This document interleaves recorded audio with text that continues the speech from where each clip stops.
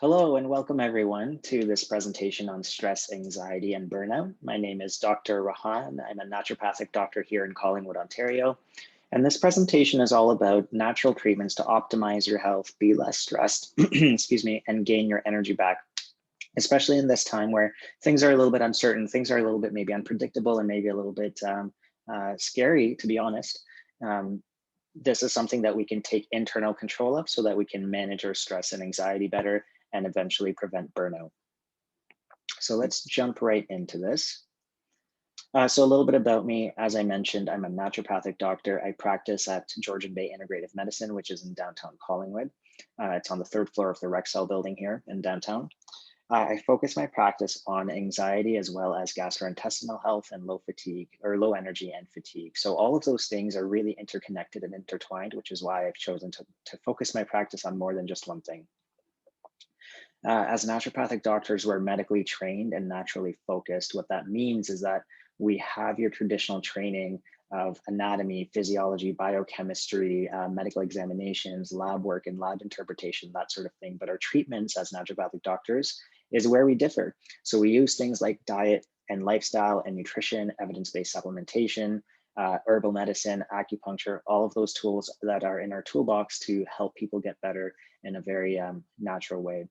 That's not to say that we are anti-pharmaceutical or anti-conventional medicine at all. That's not the case at all. We believe that those two things work really well in combination with each other. We address the root cause of disease to eliminate the symptoms at their source. So as I mentioned, let's take, for example, gastrointestinal health. A lot of times, chronic stress and anxiety are the root cause of gastrointestinal health issues. Sometimes they're not, sometimes they are. So it's our job to figure out what that root cause is and address it upstream so that you don't experience symptoms later on. So let's talk a little bit about stress versus anxiety. They're two different things and they manifest and are diagnosed in different ways. So stress itself is a response to a threat, an external threat that happens that your body is responding to. So it puts you into this fight or flight response. And if you think of the common example of maybe a bear or a tiger or some sort of predator chasing you, that's sort of your stress response right then and there. Your heart rate goes up, you start breathing faster, your blood shifts away from certain areas and goes into other areas. So it moves away from your digestive tract and goes into your peripheral, so your arms and legs, so you're able to run faster. Your immune system and functioning change. So all of these things happen when you go into this fight or flight response.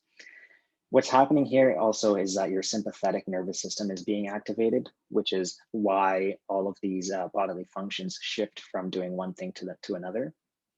And the important thing to note with stress is that it subsides. Stress goes away when the threat, the external threat, is gone. So using a real world example of what this could look like today, maybe there's a deadline coming up for work that's putting a lot of pressure on you and increasing your stress levels. So you go into this fight or flight response, maybe for a few days, maybe for a week. And once that deadline or that presentation is over, that's it, you're done. You don't feel stressed anymore. The stress goes away. So that's a very common example of stress. Anxiety, on the other hand, is something that persists regardless of whether the external threat is there or not. And anxiety is actually a mental health disorder, as we know. It's a mental health condition that's diagnosed by medical professionals. And again, it doesn't go away when that deadline is gone or the presentation is gone or the predator chasing you is gone. It still persists. It's an overwhelming sense of worry or feeling like something bad is going to happen. And it's always there. So some of the symptoms overlap with stress. So feeling on edge, being startled very easily, being very sort of jittery at times, having trouble falling asleep and staying asleep, being very tired regardless of how much you can sleep, feeling that shortness of breath and the chest tightness and the rapid heart rate as well. So all of these things are characteristic of anxiety, and usually they are longer lasting than stress. So what are the consequences of chronic stress? It's important to note here that stress is actually normal and it's an evolutionary response that the body has that's meant to serve us. It's actually something that we need to have. The problem becomes when the stress is chronic. So in today's world, we do experience a lot of chronic stress, whether it be from work or relationships or just life in general. We do experience a lot of chronic stress, and that's when it becomes an issue. So chronic stress, when it's occurring over a long period of time, so when you're in that fight or flight response for a long period of time, can lead to things like PTSD, secondary trauma, compassion fatigue or burnout, depression, grief, anxiety, psychosomatic complaints, which basically means that the concerns are manifesting in your body in a physical way. And interpersonal conflict, it affects our relationships as well. Of course it would. It affects our work, our relationships, our home life, our professional life. It affects everything. And chronic stress and anxiety can actually lead to another condition called burnout. Now, burnout is now a diagnosed medical condition at this point. And what it is it's just a bone exhaustion, bone level exhaustion, just a deep exhaustion that results from a consistently high level of stress. So this is where we really want to focus our attention on chronic stress. Stress is normal, but when it turns into something that's chronic and it's day to day, every single day for a long period of time, that's when we need to pay attention to it so that it doesn't turn into something like anxiety, depression, or a burnout. And so it's important to identify where you fall within this spectrum. So you could have, day-to-day stress for a short period of time, and that's once it's gone, the stress is gone, and that's okay. But chronic stress can turn into anxiety, which then can turn into depression and vice versa, which then can lead to burnout and then further depression and depressed mood. So it's really important to note that these are really serious conditions. And when you have lifestyle factors that inflict chronic stress on you on a day-to-day basis for, again, a long period of time, it can turn into these really serious medical conditions. And so let's talk a little bit about the different areas that stress impacts. So we know stress impacts your energy, it impacts your immunity, so your immune function changes when you're under stress. It's interesting because in the short term, in that fight or flight response, your immune system actually goes into overdrive and helps your body heal faster. So it would make sense from an evolutionary perspective. Let's say you're running away from that tiger, you fall, you get injured, your immune system has to act quickly so that you can continue to run away or escape this predator. However, over the long term, your immune system just doesn't work that well under chronic stress. It starts to get really overactive, and that's when it doesn't start to serve you. Stress impacts your hormones. It impacts your overall mental health. So as we mentioned in the previous slide, it can affect you in terms of manifesting into depression or anxiety. And it also impacts your sleep. So in terms of hormones, this is sort of the hormonal pathway in the body that is, as you can see, very interconnected. And we know that the stress hormone is called cortisol. And so when cortisol is increased over a long period of time due to chronic stress, all of these other hormones are impacted. So your testosterone, reproductive hormones, estrogen, progesterone, everything from even insulin, blood sugar management, really important for chronic stress.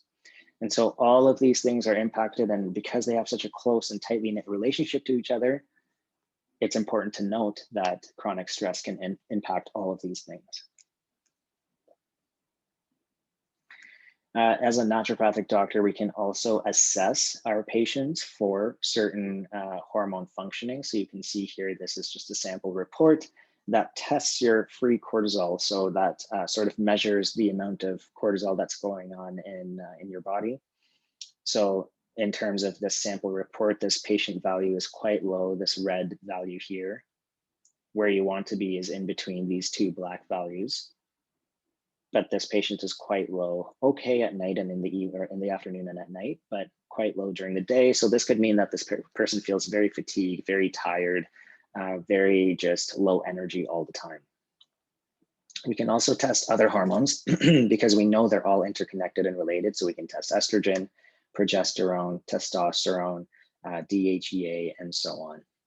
So it's a really, really great tool that we have to test the amount of hormone dysregulation that might be going on in the body, because oftentimes people might be under chronic stress but might not recognize it, right? That's something that we as humans are very poor at recognizing.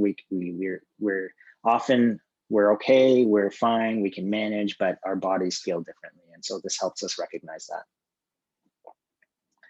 Again, in terms of some of the other impacts that chronic stress has on the body, it impacts every single system, which is why it's so important to address early on and not allow it to turn into something that's chronic. So it impacts your mood and concentration, as we mentioned, your energy, so you're very fatigued all the time. Impacts your skin, so you can notice changes in skin texture. It might become more thin and crack easily or dry.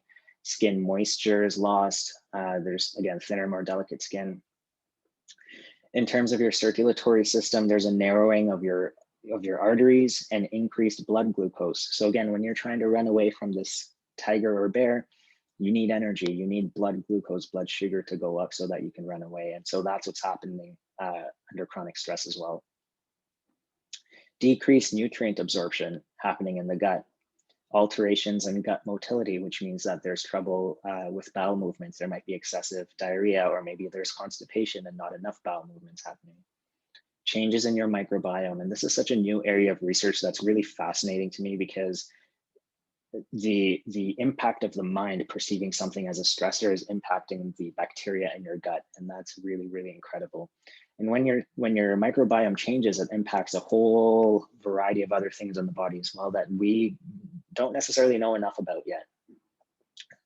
It also causes something called leaky gut, where the cells in your intestines, they kind of break apart from each other, causing these junctions, these gaps in between the cells that allow foreign matter from food or particles to flow into your bloodstream without being filtered first. So that can cause things like skin rashes, difficulty with concentration, brain fog, that sort of thing.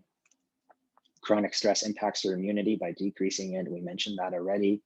Hormonal imbalances and increased cortisol, and then muscle protein breakdown. So as we age, it's difficult to maintain muscle mass to begin with. And if you add chronic stress on top of that, it increases the rate at which your muscle mass breaks down. And muscle mass is one of the most important measures of overall health, especially as we age. So it's something that we want to maintain as we age. With chronic stress, that doesn't happen. So we have to be really careful about that. So what are some strategies to improve stress? We're going to go through some categories of different strategies. I'm going to start with food, because this is something that I focus my practice on. Nutrition and food are a big part of what I help people with. So what you can eat either impacts your stress levels by increasing it or decreasing it and regulating it. One of the biggest things to note is blood sugar regulation really impacts your emotional state and your emotional balance. So you want to focus on things that are anti-inflammatory and help you regulate your blood sugar, as well as getting enough protein in your diet to regulate blood sugar and maintain that muscle mass that we talked about. So you want to focus on high fiber vegetables and fruit, more complex carbohydrates and less simple carbohydrates. So complex carbohydrates you can see here are things like fruit, oatmeal, sweet potatoes, squash I use as an example. Bread in very limited quantities, lots of veggies. So broccoli, squash, zucchini, that sort of thing. Pasta in limited quantities as well.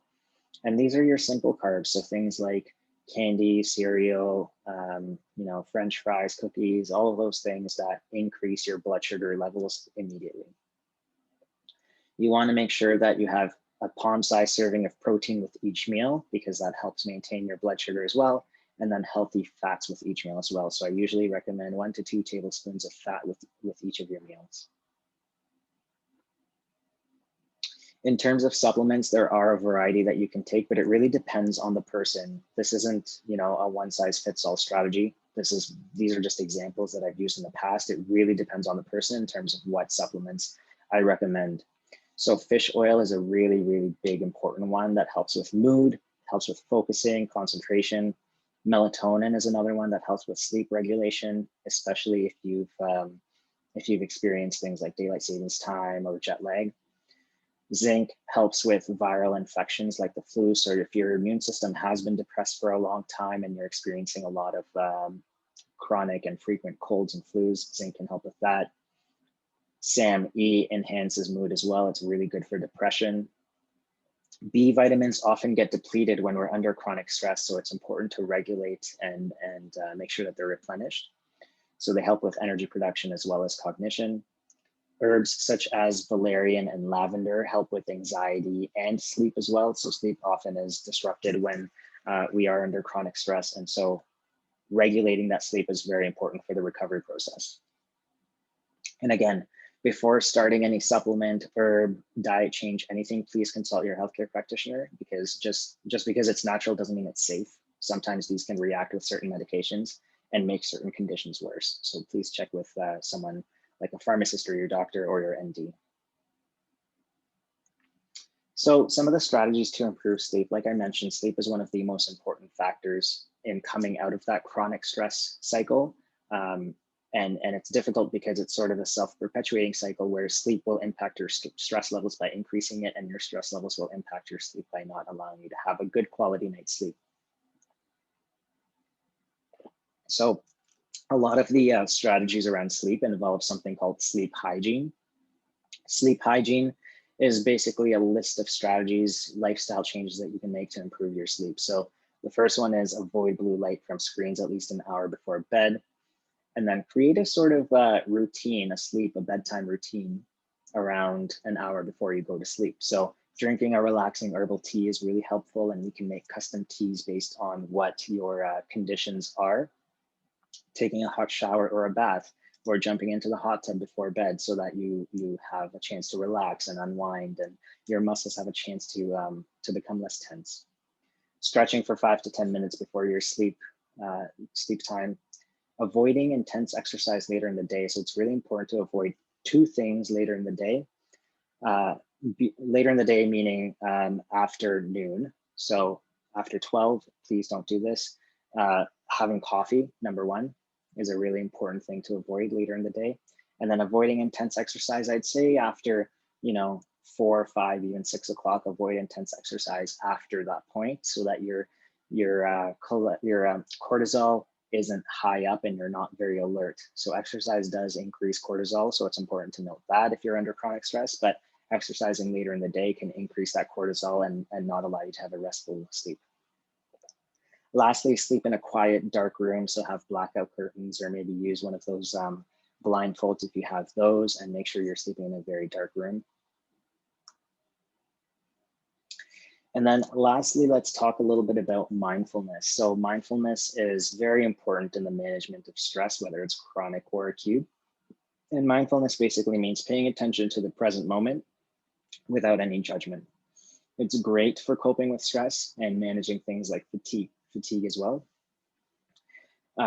It's been really effective for anxiety and depression, according to the evidence. So really good strategies to help with that as well. Now, the thing with mindfulness is that it's a practice. So at the beginning, and it doesn't have to be something like meditation or anything like that. If that's not something that you're into, that's okay. Mindfulness can even just mean eating your food more mindfully, or maybe going for a walk mindfully, that sort of thing. So it doesn't have to be a meditative practice if that's not what you want it to be. It is a practice, like I mentioned. So at the beginning, when people start developing practices around mindfulness, just like everything, you're not very good at it.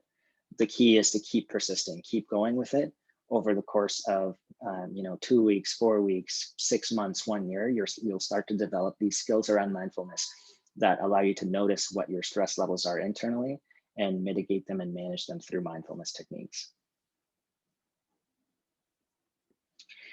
Acupuncture has been really, really effective for chronic stress in my practice, but also some of the symptoms that result as they're like downstream results of chronic stress. So acupuncture is the use of very fine, thin needles to restore the balance of certain hormones in the body and bring your body back into balance. It also reduces pain by releasing natural painkillers in the body, like endorphins. It increases your blood flow. It allows you to absorb more nutrients from your food, more oxygen to areas where you might experience injuries or restricted blood flow. It promotes relaxation. And the cool part is that there's no risk of overdose or side effects from acupuncture. So, let's say you've been under chronic stress for a very long time and it's developed into anxiety or depression, and you're having trouble sleeping. Acupuncture can help with that relaxation effect so that your mind stops racing before bed and you're able to fall asleep until we can work on addressing the root cause of the problem. So that's just a very, simple, quick example of what acupuncture does. And it's been phenomenal for helping a lot of people in my practice, whether it be for physical injuries or for things like anxiety and depression.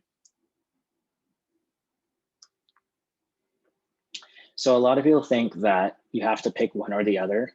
You have to pick either Western or complementary medicine, and that's just not the case. Both of these things work really well together, and you'll get the best effect when they do work well together. So, I often work with my patients' medical doctors and make sure that I'm communicating with them about the plans that I have in terms of the treatments that I'm using and making sure we don't have any interactions and we're working well together for the benefit of you, the patient, because at the end of the day, that's what matters. So we're going to talk a little bit about a case study. So one of my patients who is a paramedic came in experiencing these things. So he's 42 or was 42 years old at the time. He was a paramedic and is a paramedic and has been for the last 15 years, works full-time regularly in a very high stress environment, as I'm sure paramedics, as I'm sure paramedics have a really high stress environment. Recently, when he came in, he had started experiencing shortness of breath, chest tightness with palpitations, and he just felt tired all the time, just exhausted all the time. No matter how much he slept, how much he rested, how much time he took off, just tired all the time. And a lot of these concerns for him, the chest tightness and the palpitations, he was tested for any sort of heart condition and they came back negative. So his doctor had told him at the time that it was just panic attacks and anxiety. And for the last 2 years, he's been really detached from his work, his family. He's lost meaning in his work. He's a very passionate person about helping other people. He's sort of lost that within himself and feeling incompetent in his role. He's been more irritable than usual, has less patience for his children, and the relationship with his wife is suffering as well, just because he isn't fully present or there. In terms of his physical examination, there weren't any abnormal findings, and I'm sure he's experienced this in the past as well with his medical doctor. Oftentimes when you experience these things like the chest tightness or the racing heart, you get really worried and you feel like it's something to do with your heart, and you get tested, you go to the ER sometimes, and all of these tests come back negative. And that's a very common story with folks who have anxiety or suffer from panic attacks. In terms of his lab work, so we wanted to take a look at where his cortisol was. So we tested it at 4 points during the day, in the morning, the afternoon, and later afternoon, and then at night. The results that we found was that it was quite low all the way throughout the day. So cortisol has a normal pattern in the body. It's high in the morning and starts to fall as the afternoon goes on. It starts to get to a low point in the late afternoon and then drops even lower at night so that you're able to fall asleep. And then the cycle repeats as it rises throughout nighttime and it goes to its highest point in the morning the next day. So what we found with him is that his values are here, the orange values here. So it's pretty low throughout the day and then high at night. So that'll cause things like trouble falling asleep, mind racing at night, fast heartbeat at night, and then throughout the day, just very tired, very low energy, very low mood as well. And so it matched up with some of the symptoms that he had mentioned. In terms of the treatment that we prescribed, so we worked with him for many months, made a lot of dietary changes for him to manage his mood and manage his blood sugar. He, as a paramedic, he does work long hours and has gotten into poor eating habits. So picking up quick fast food was his go-to. So we changed his diet and pretty much overhauled it to what I mentioned in a previous slide with higher protein, higher fat diet, and making sure that it was more of a whole foods, plant-based Mediterranean style diet. That doesn't mean it's vegetarian or vegan. It's primarily just plants. Botanical medicine and supplementation we used to regulate his cortisol cycle. So that low point on his graph, we try to regulate it so that it follows the normal rhythm that it should be. We also use botanical medicine and supplementation to regulate his sleep. We did some acupuncture for him over the course of 6 weeks.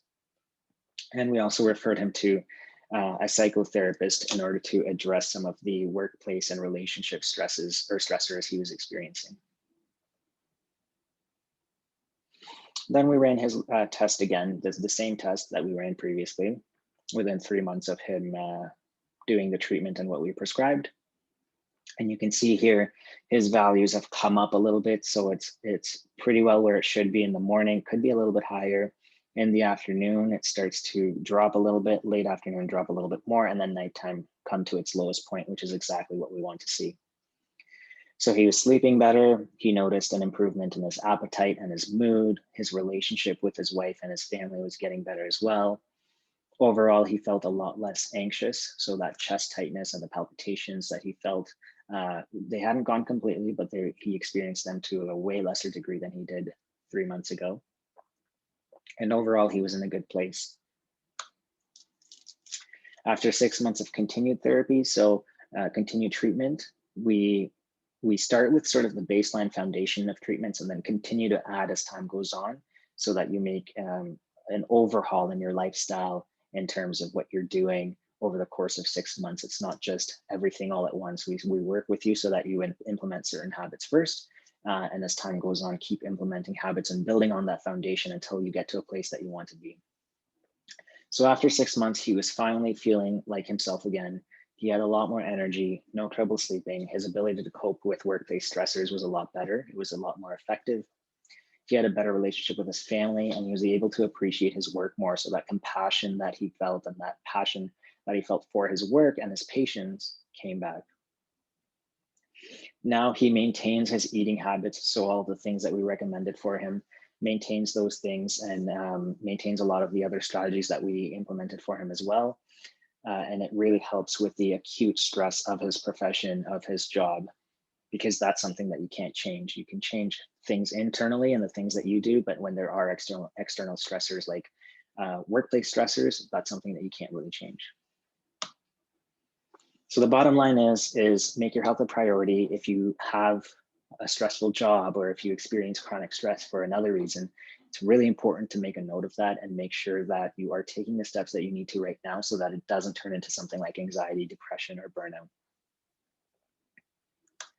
And lastly, I'm just going to leave you with a quick breathing exercise called a 4-7-8 breath. And this is something that physiologically brings down cortisol and deactivates that fight or flight response.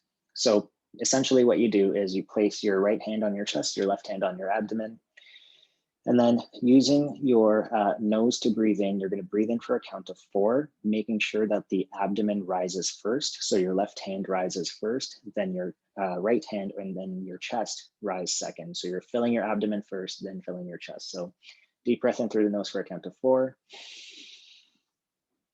And then you're going to hold for a count of 7, and just go at the pace that feels comfortable for you in your mind and just count to 7.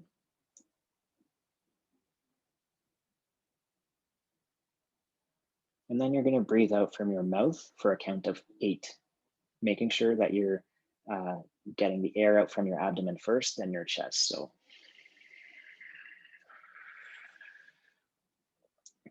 So in through the nose for a count of 4, filling the abdomen and the chest, hold for a count of 7.